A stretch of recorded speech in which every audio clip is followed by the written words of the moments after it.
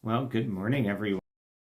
It's Tuesday today. Normally we do these devotions on Monday and Wednesday, but with yesterday being family day, I figured I'd hop on here and get together for the first time this week on this Tuesday, February 22nd, 2022. February 22nd, 2022, Tuesday, as they're calling it, Tuesday today.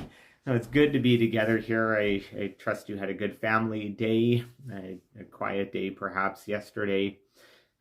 Back to the cold, back to a winter here over this past few days here. It is good to be together. It's so good to be here, and we just soak in the Lord's presence and trust in His goodness and His leading, and we just turn our hearts, our minds, our focus to Him as we open His Word, as we are encouraged by His presence here with us. And so I'll share a couple of watchwords here. I'll share a couple of watchwords with us this morning. The first one from Judges, chapter 5, verse 3. It says, "Hear, O kings, give ear, O princes." My app just closed. Hold on, I have to find it here. Okay. "Hear, O king, give ear, O princes. To the Lord I will sing. I will make melody to the Lord, the God of Israel."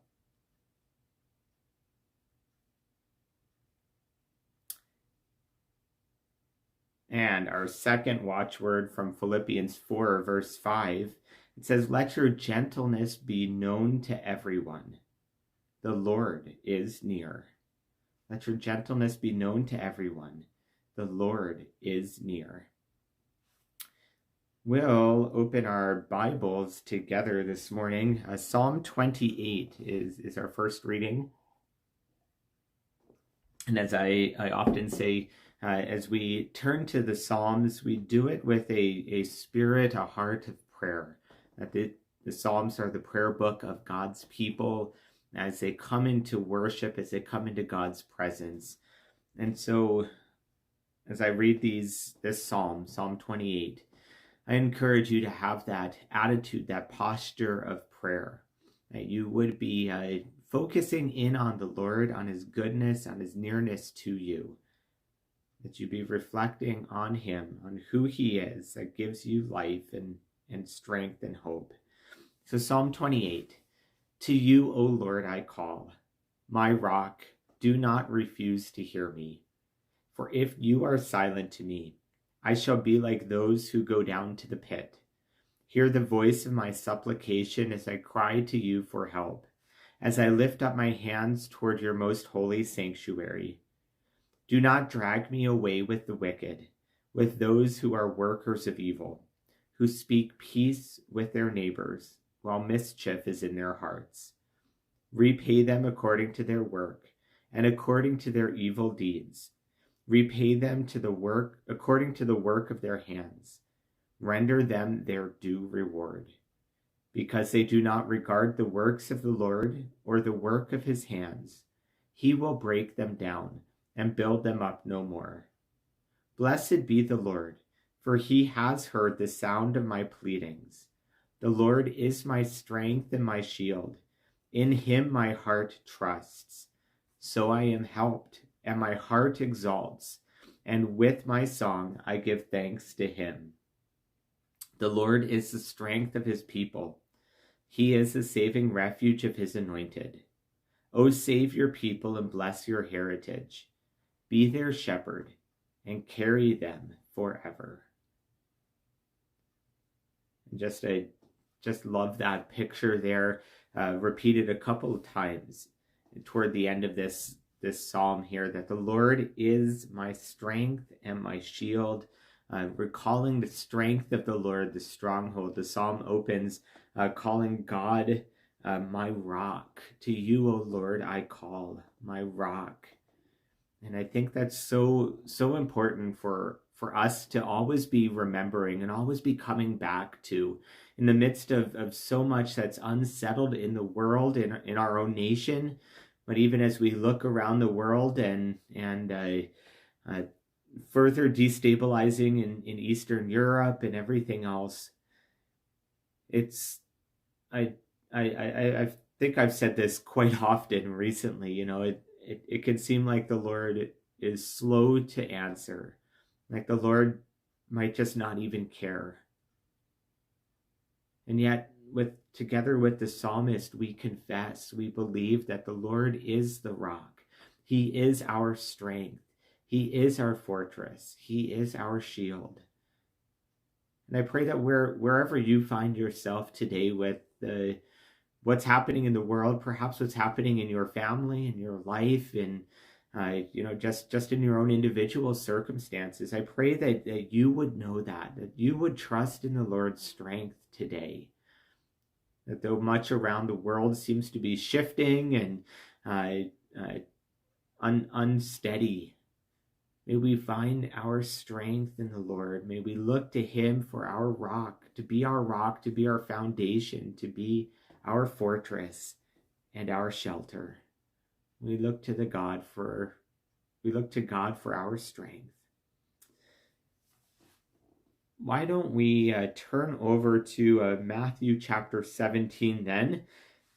I always feel kind of abrupt moving from one to the next, but I think it's important that we keep moving on. You could keep talking about all this go on for a long time. But we'll look at Matthew chapter 17, starting at verse 14. Matthew 17, starting at verse 14. It says, when they came to the crowd, that's Jesus and his disciples, a man came to Jesus and knelt before him and said, Lord, have mercy on my son, for he is an epileptic and suffers terribly. He often falls into the fire and often into the water. And I brought him to your disciples, but they could not cure him. Jesus answered, you faithless and perverse generation, how much longer must I be with you? How much longer must I put up with you? Bring him here to me. And Jesus rebuked the demon, and it came out of the boy, and the boy was cured instantly. Then the disciples came to Jesus privately and said, why could we not cast it out? Jesus said to them, because of your little faith. For truly I tell you, if you have faith the size of a mustard seed, you will say to this mountain, move from here to there, and it will move, and nothing will be impossible for you. As they were gathering in Galilee, Jesus said to his disciples, the Son of Man is going to be betrayed into human hands, and they will kill him, and on the third day he will be raised. And they were greatly distressed. When they reached Capernaum, the collectors of the temple tax came to Peter and said, does your teacher not pay the temple tax? Peter said, yes, he does. And when he came home, Jesus spoke of it first, asking, what do you think, Simon? From whom do the kings of the earth take toil or tribute? From their children or from others? When Peter said from others, Jesus said to him, then the children are free. However, so that we do not give offense to them, go to the sea and cast a hook. Take the first fish that comes up, and when you open its mouth, you will find a coin. Take that and give it to them for you and me. And kind of a convoluted almost, a series of three stories here. I'm going to start just with this last segment here of the temple tax and all that, that Jesus and his disciples being called out for not paying the tax or appearing not to pay the tax, that which the church, the synagogue, the temple had put in as a requirement. That wasn't required by God, but the people that were running the show had it as a requirement. And Jesus basically says, we really are under no obligation to pay it. Our obligation is from God himself. He doesn't require that from us. But he says, so that we don't give offense to them, we will. And I think that's maybe a good principle for us as Christians to always be following, that we don't live under obligation to the law or under obligation to so many other things, and yet we go along with them, not because we're forced to, but so that we don't cause offense, right? So that we don't cause a trouble. It's kind of, we could unpack all of that a little bit more, but I think that's a good thing for us to remember, that, it's not just about what we can or can't do, but about our testimony to others, what our lives are saying to others. And then just very briefly, I want to touch on that first section there of the man bringing his boy who was an epileptic to Jesus to heal him. Jesus gets upset. He says, "You faithless and perverse generation, how much longer do I have to put up with you? How much longer do I have to be here?" Kind of an interesting comment, I guess, to this man that's looking for help.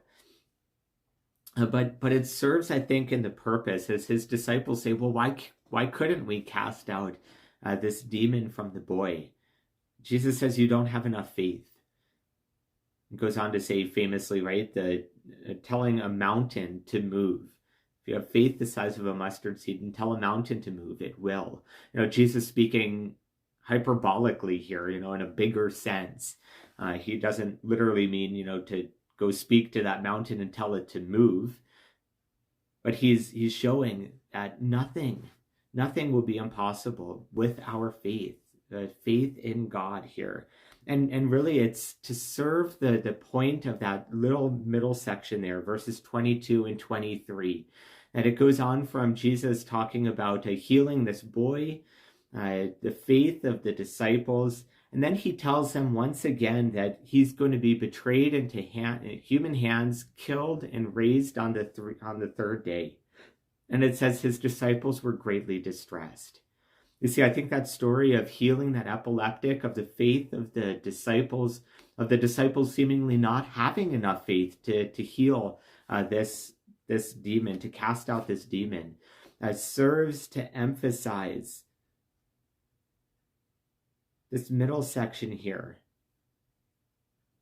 of how little the disciples really trusted what Jesus was saying, that he would be killed, that he would rise again on the third day.